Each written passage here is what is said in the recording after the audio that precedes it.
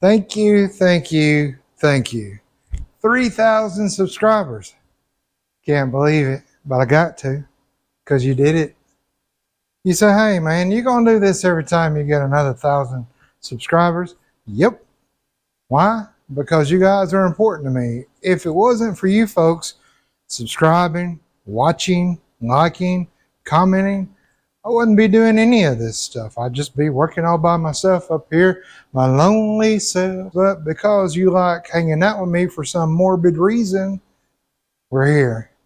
So I just want to say thank you.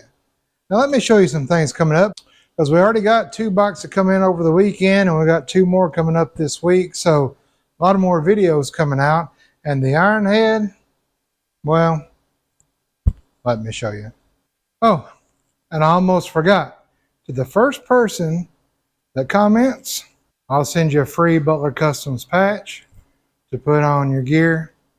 To this person that comments the phrase I say at the end of every video, it's got to be exact, you'll get a free t-shirt. I'll send you an email, send me your sizes and your address, and I'll get one out to you.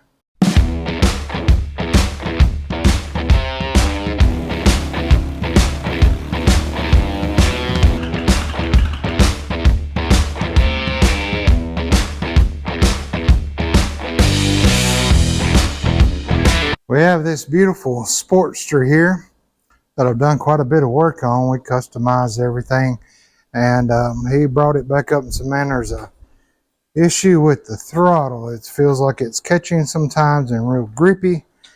And so we looked over everything, and the throttle cable, the return throttle cable, is broken, and it got wrapped up around in here and messed with the pull as well. So we'll be replacing both the pull and push go juice and return throttles on that. Here's the cable right here. It had got a lot of slack in it where it broke and had wrapped around up in that throttle.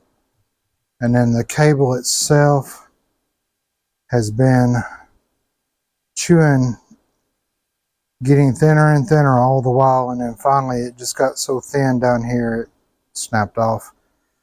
A lot of just breakdown. We did put these bars on. I think we extended the cables when we did it, but I'm pretty sure we had to. But this was probably a couple years ago now. Our pinstriper guy, Chase Spears, did this beautiful work here. Our local guy that does the painting clear coated over that, did the tanks and the fenders, and turned out to be a really nice bike. But we got to get it running again. Oh, and he did say my speedometer's not working, so we'll fix that as well, find out the issue on that. Then we have this beautiful 2012 Softail Classic Heritage, and it's coming in for no charge. And I'll tell you, this is, I think, the 3rd stator and rectifier that this guy's went through in probably the last 2 years. So something's going on. We're going to have to be going through all the wiring to find out what is going on with this bike. He gave me a couple of clues about the kill switch and things like that. So we'll be looking at that, and I suggested, hey, this time let's not, stop buying the cheapest stator and rectifier to go in there. Let's get the Cycle Electric, made in the USA, good quality, and let's upgrade that rotor so that those magnets aren't exposed. It's sealed in there, and I'll show you that rotor. It's not in yet, but we'll get to doing this video here soon this week. Also on the CB750 chopper. Everything went together well. It drove like a Cadillac. I could not believe how well this thing rode after we did all that work on it.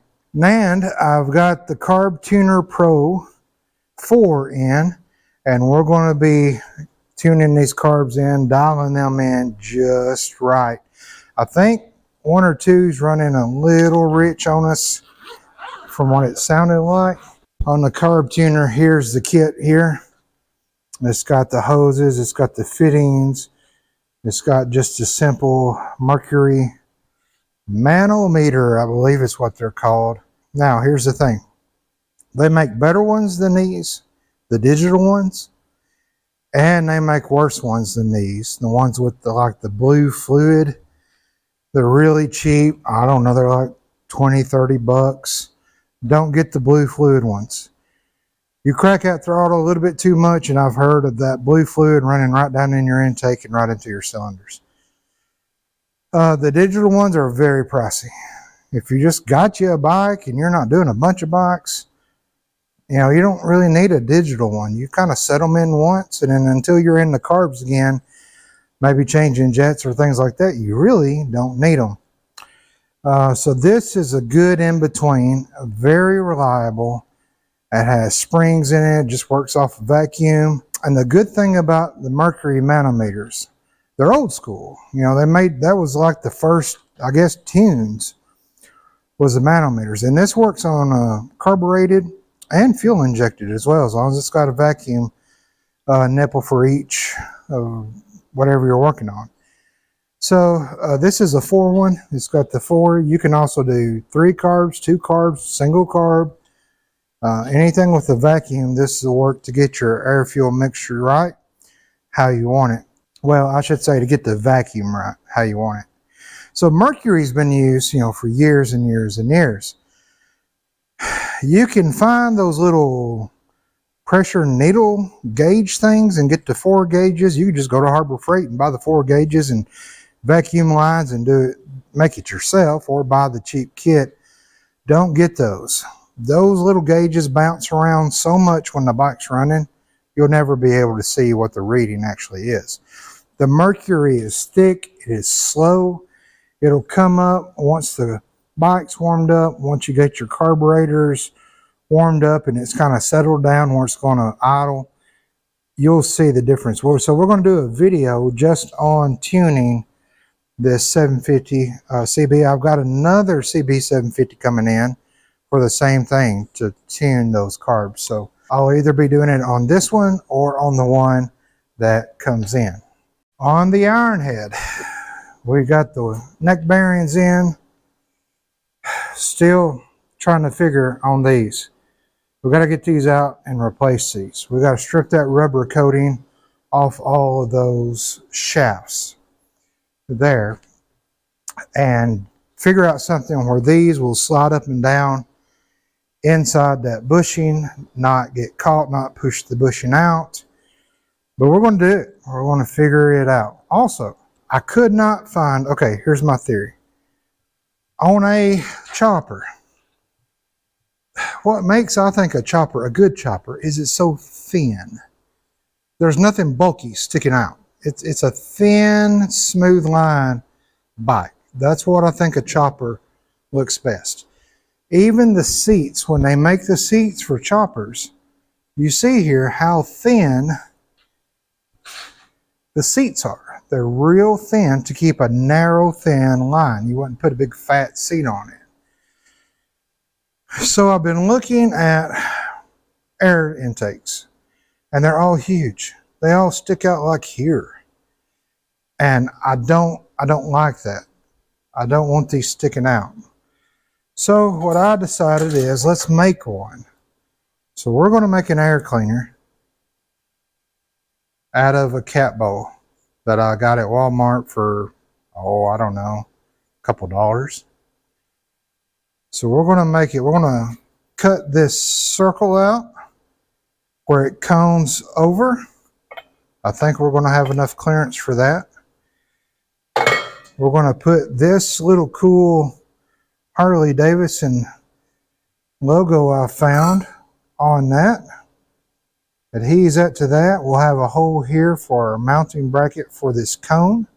Then I'm going to use brass mesh, like on this, my pan head, inside behind that bowl, and it'll look kind of something like that. It'll be homemade. It'll be unique. Nobody else will have a Harley Davidson cat bowl air intake. So I think that's going to be super cool to do. I did decide I'm going to pull these push rods up. And yes, I said iron head, this head, this head, this head. It's actually the valve cover heads here. But, you know, It's an iron head. It's not called an iron cover. So anyway, I'm not the best with words. If you've watched any of my videos, you know that. So I want to pull these up. We're going to check the valve lash in these, make sure they're good, and also check the timing on this as well. It's running better. I don't know. It still just seems high strung to me. It seems a little off. So we'll be checking that as well. I thought about getting rid of these shocks, going with a hard strut, then do the king and queen, but I don't think I'm going to. And then we got to leather the seat. I know several folks are excited about seeing that and doing that. It's super, super simple. I'm telling you, one of the most simple. If you can color and stay within the lines, you can do leather work. Make any design you want, and I'll show you how to do that. It's pretty cool and really simple. And the tools are super cheap, and they'll last you forever. Well, that's going to do it for this quick video. I just wanted to say thank you, thank you, thank you. You know, as our channel keeps growing, we're going to try to keep adding stuff that you guys like and gals like. I try to comment and respond to each and every comment that I get in. So I hope that if I've missed you, I'm sorry. It might have been hidden in that hold for review thing. Sometimes it does that. But anyway, I ramble on, and I've been told that a time or two. But look, I always designed this channel to not be so much about how-to instructional things, but can we just hang out in the shop, have fun, figure things out, work on things. Yes, I mumble. Yes, I'm slow. Yes, I ramble. Yes, I talk country. Appalachian. So as you can see, we got a lot of things coming up here soon for us to work on and fix and get back out on the road. So tell your mama now, I said hi.